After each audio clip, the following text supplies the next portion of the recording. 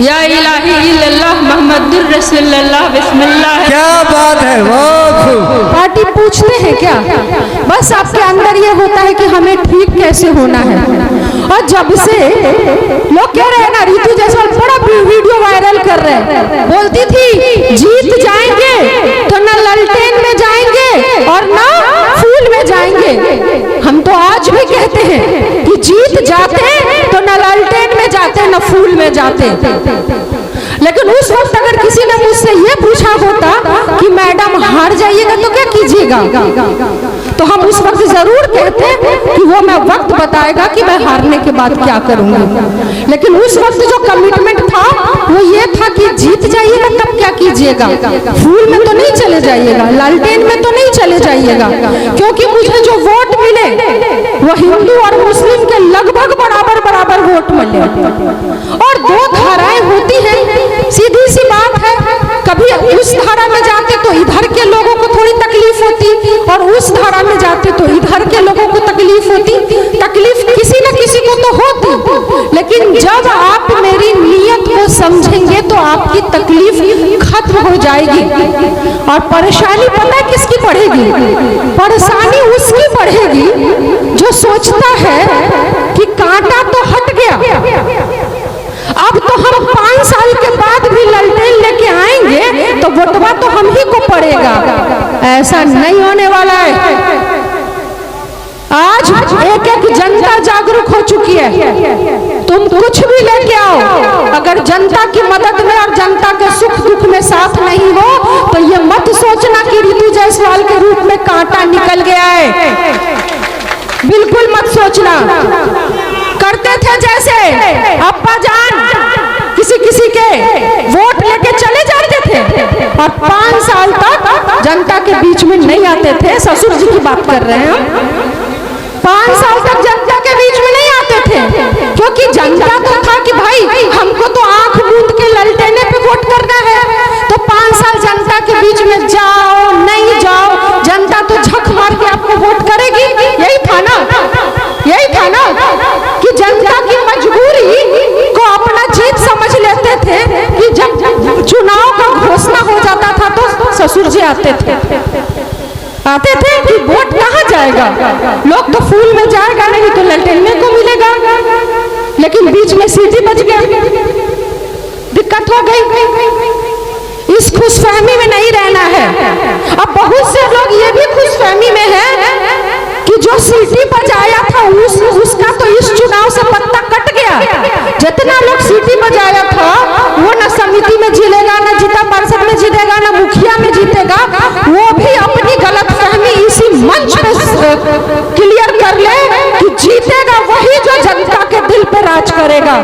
चाहे वो सीटी को वोट दिया हो, चाहे वो लालटेन को वोट दिया हो, चाहे वो फूल को वोट दिया हो, अगर पंचायती चुनाव में उतर रहे हैं तो गलत फहमी में मत रहिएगा। जीतेगा वही जो जनता के विश्वास को जीतेगा, जो जनता के दिल को जीतेगा। और जो ये लोग कहते हैं ना कि ऋतु नाम है, मौसम की तरह बदलती रहती है, तो जनाब मौसम नहीं बदलेगा ना, बारिश नहीं होगी।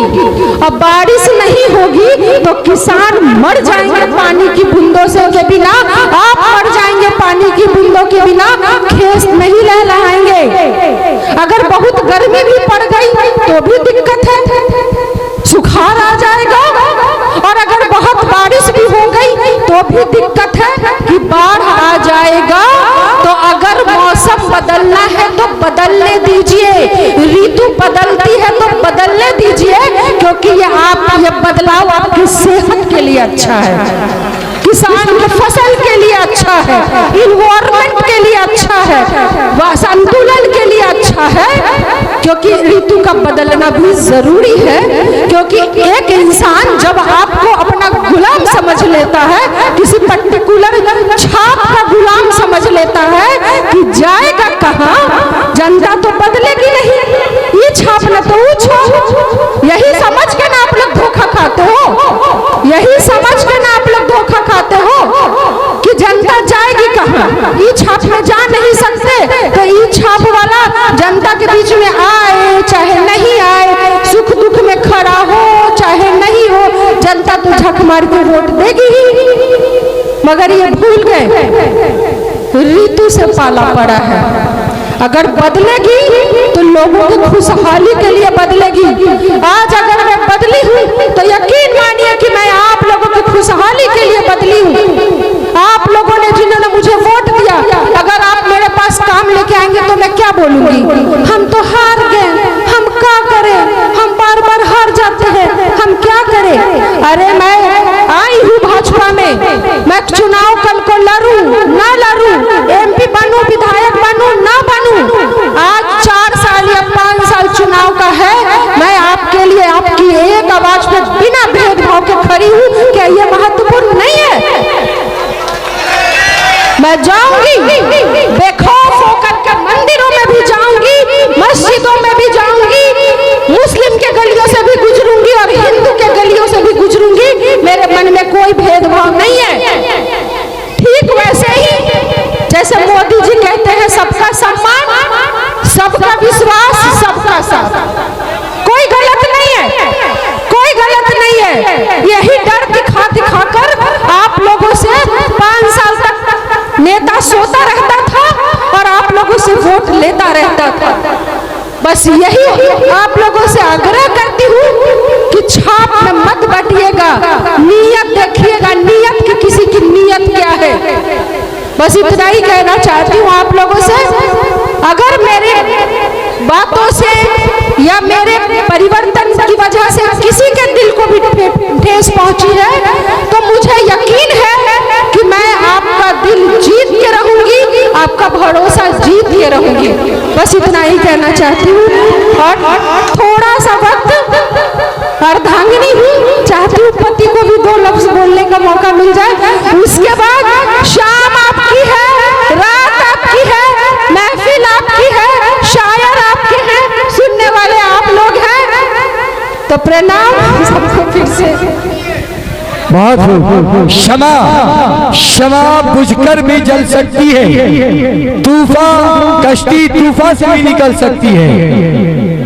बैठिए आप लोग, बैठिए ना। क्षमा बुझकर भी जल सकती है, कश्ती तूफान से भी निकल सकती है। मायूस ना हो, इरादा ना बदल, तकदीर कभी भी बदल सकती है। तो मैं आजिज़ाना गुजारिश करूंगा अरुण सर जी से कि आप आए और 2 बातें हम लोगों की इस बड़े मजमे को आप संबोधित करें। बिस्मिल्लाहिर्रहमानिर्रहीम, अर्रहमानिर्रहीम। अस्सलाम वालेकुम, अल्हम्दुलिल्लाह रब्बिल आलमीन। मैं वही अरुण जायसवाल हूँ जिसको आप खुर्शीद नाम से मुशायरे में कभी कभी सुनते भी रहे होंगे। और मेरी रफ़ीक़े हयात, मेरी आलिया जो ऋतु जायसवाल ने कभी जो जज्बात अपने पेश किए वो दिल की आवाज़ है। और दिल से जब मोहब्बत की आवाज़ निकलती है तो दिल तक पहुँचती है और उस आवाज में जो दम होता है उससे आवाम बदलती है और इससे परिहार की तकदीर बदलती है।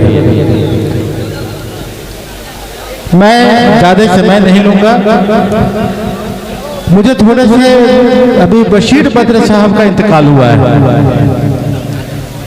बड़े नामचीन शायर बशीर बद्र, अवध की शान।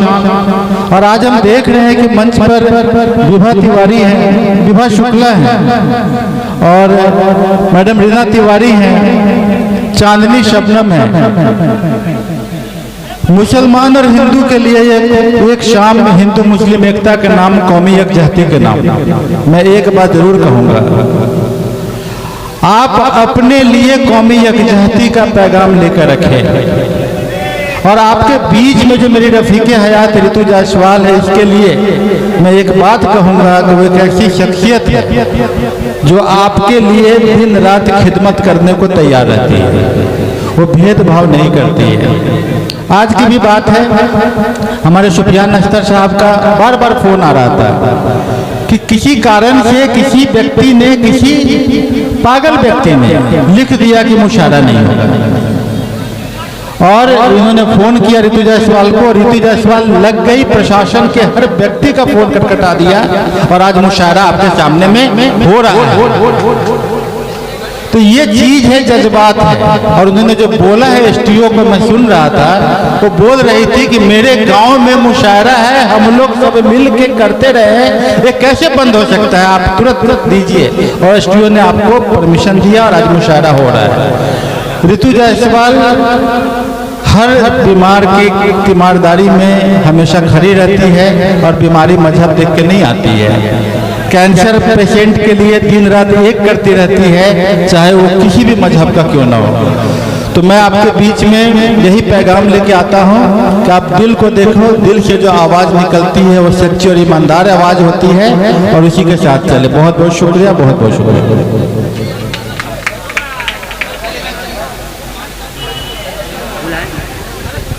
आइए हज़रात गिरामी, अभी आपके बीच से रुखसत हुई आपके। अस्सलाम वालेकुम। वालेकुम अस्सलाम व रहमतुल्लाह। प्रणाम, सलाम, आदाब, राम राम। जी लिबास बदलने से शख्सियत बदल जाए, वो व्यक्तित्व कैसा? मैं सबसे पहले तो मंच पे जो हमारी आज साथी महिलाएं जिन्हें मैं पहली बार सुन रही हूँ मंच पे लाइव, मुझे बहुत अच्छा लग रहा है कि महिलाएं आज किसी भी क्षेत्र में किसी से कम नहीं है। क्या शानदार तरीके से आप लोग पढ़ रही थी, मुझे बहुत अच्छा लगा। तो थोड़ी देर के लिए मैं आप लोगों से माफी चाहूंगी कि इस मंच से हट के मैं अपने दिल की कुछ बात, जो मेरे अपने लोग हैं जिन्हें भ्रमित किया गया है या मुझसे किसी बात से नाराज है, उनसे मैं दिल खोल के बात करना चाहती हूँ। तो बस 2 मिनट का समय मैं लूंगी, जो मंच से जो आज का है उससे थोड़ा अलग होगा। मैं बस आप लोगों को ये कहना चाहती हूँ कि मैं वही ऋतु जायसवाल हूँ जो लालटेन लेके आई हो या सीटी लेके आई हो, मेरे में कोई बदलाव नहीं है। लालटेन लेके आई थी तब भी मेरा मकसद आप लोगों की सेवा था, सीटी लेकर के आई तब भी मेरा मकसद आप लोग का सेवा है, और आज फूल लेके आई हूँ तब भी मेरा मकसद आप लोगों का सेवा है। निर्णय आप लोगों को लेना है कि आप लोग लिबास देखेंगे या दिल देखेंगे। दिल के अंदर में जो आप लोगों के लिए इज्जत है, बराबरी है, सम्मान है, आप उसे देखेंगे या वस्त्र को देखेंगे, ये मैं आप लोगों पे छोड़ती हूँ। जब आप बीमार पड़ते हैं, डॉक्टर के पास जाते हैं, डॉक्टर आपका इलाज करता है, तो आप उससे उसका मजहब पूछते हैं क्या?